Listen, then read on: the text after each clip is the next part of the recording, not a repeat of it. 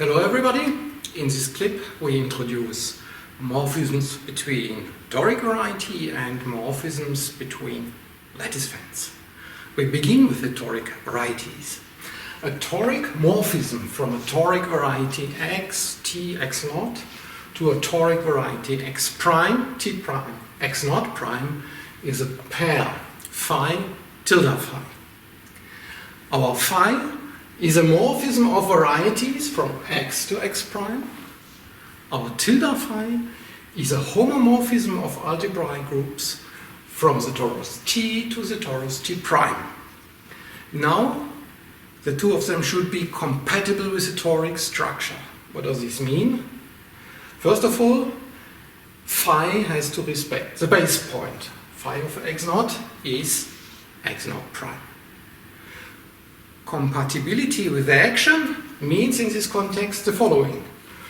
For any element x in capital X and for any torus element t, we have phi of t dot x is phi tilde of t dot phi of x. We take a look at a simple example. We obtain a toric morphism from C2 with a standard toric structure to C2 with a standard toric structure by taking phi of Z1, Z2 to be Z1 times Z2, and phi tilde basically does the same. Phi tilde of T1, T2 is T1 times T2. Now it is directly checked that this satisfies these rules. Moreover, note that phi and tilde phi are monomial maps, so the component functions are monomials. Basically, this is the feature of toric morphisms. And we can retrieve back the exponent vector of tilde phi by just looking at the Jacobian J of tilde phi in the point 1, 1. Taking the gradients, we obtain 1, 0 and 1, 1, and these are just the exponents of these monomials. We extend the example just discussed. First, we look at homomorphisms between standard tori. Every integral m by n matrix gives us a homomorphism phi a from the n torus to the m torus.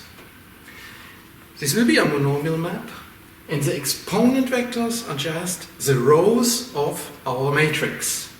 So the i's component function of this is T1 to the AI1 multiplied up to Tn to the AIn.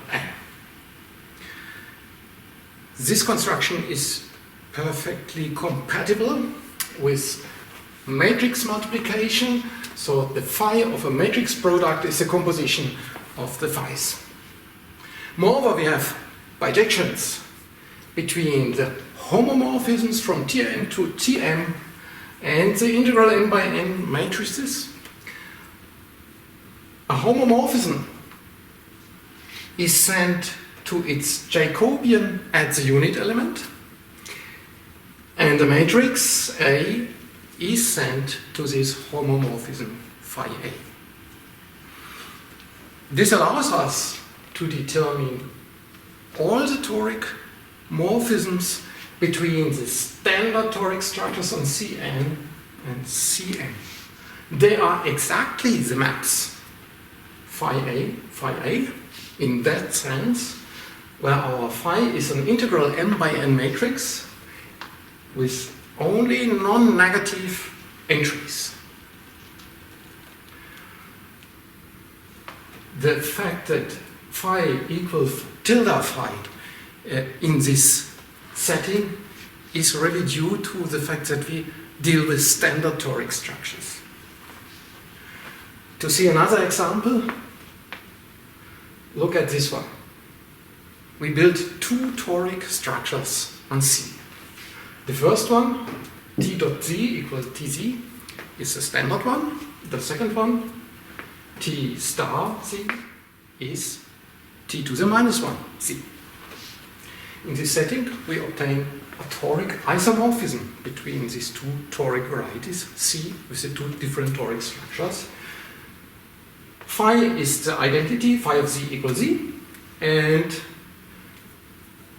phi tilde from C star to C star is phi tilde of T equal T to the minus 1. This is a toric morphism in this case. We turn to lattice fans.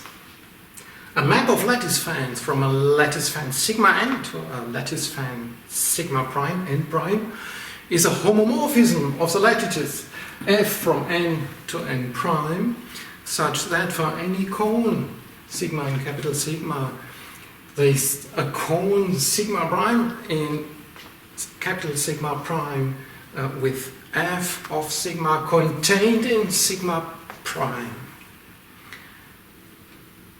Here we use the letter f for the lattice homomorphism and also for the linear map between the associated rational vector spaces. Let us see an example. Consider the quadrant, the cone spanned by the two canonical base vectors in Z2. And as fans, we take sigma equals sigma prime, the fan of faces of sigma.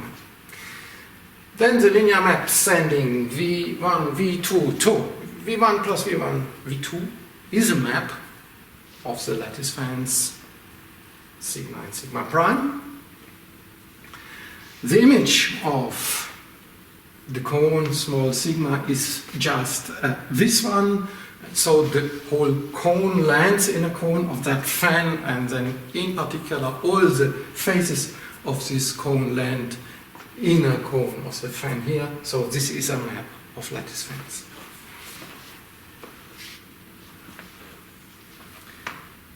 Now we are going to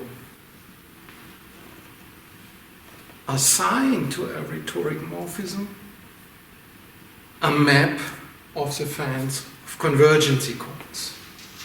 First step is this push forward of one parameter subgroups. If you have a homomorphism from a torus T into a torus T prime, then you have a push forward of one parameter subgroups of T into the one parameter subgroups of the torus T prime. Just take a lambda, it maps from C star into T, and then prolongate the trip a little bit by composing with phi.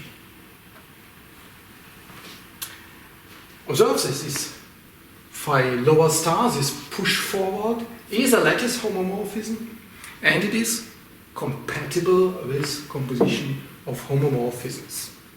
Here are the relevant properties of the push forward map in our context. Consider a toric morphism phi tilde phi from a toric variety x, t x naught, to a toric variety x prime, t prime x naught prime. Then, if a one parameter subgroup lambda of t converges in x, then also the push forward one parameter subgroup converges, this time in x prime. If a one parameter subgroup converges in x, then the image of its limit point equals the limit point of the push forward one parameter subgroup. Finally, if we have a limit point small x in capital X, then the push forward maps the convergency cone of x into the convergency cone of phi of x. All these statements basically express that taking limits is compatible with continuous maps. They help us to upgrade our theorem assigning to each normal toric variety a lattice fan, namely the fan of its convergency cones. We can now say something about the morphisms on this side and on that side, and the full statement is that we have a covariant equivalence of categories from the normal toric varieties to the lattice fan.